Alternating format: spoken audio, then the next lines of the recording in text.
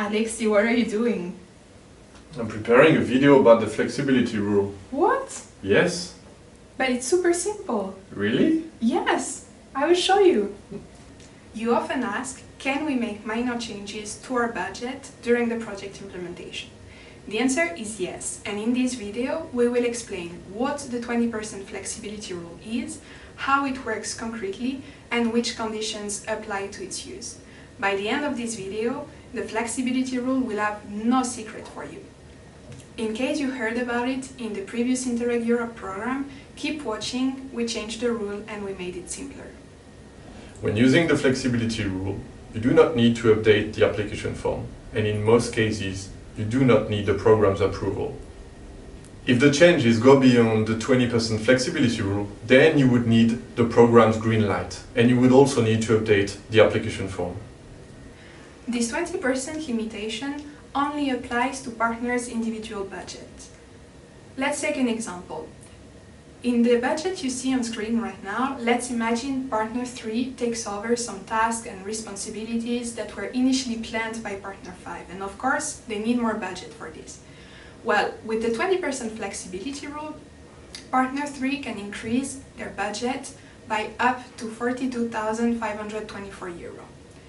There are no limits for the shifts between the cost categories. In other words, you can move ERDF from one cost category to another with almost no limitation. But there are a few important exceptions, we will explain them later. The total ERDF of the project must stay the same.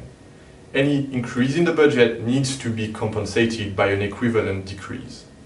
If we go back to the example we used earlier, if partner 3 increases their budget within the limits of the 20% flexibility rule, it means that partner 5 and/or other partners will have to compensate it with an equivalent decrease.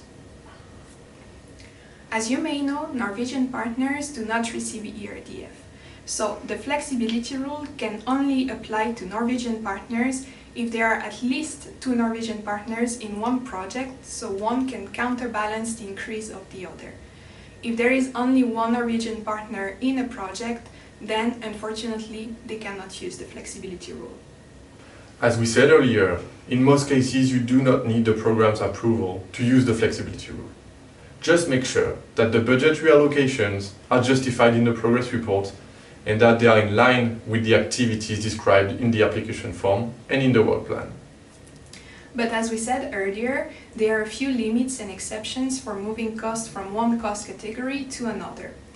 First, in the program manual there are recommendations you need to take into consideration. For instance, external expertise and services costs should always represent less than 50% of the total project budget.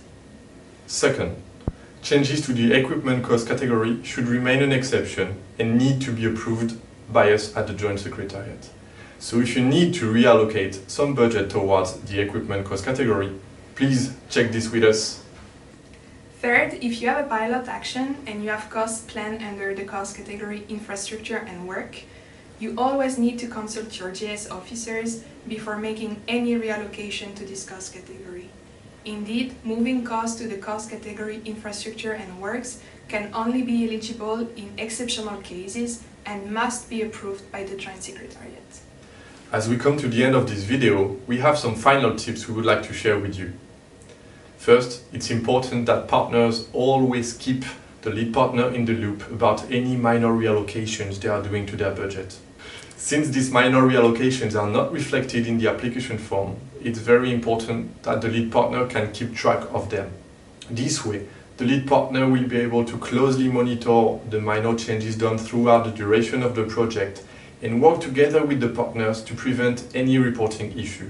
Moreover, the lead partner will also be able to check the relevance of the suggested changes and prepare the ground for reporting.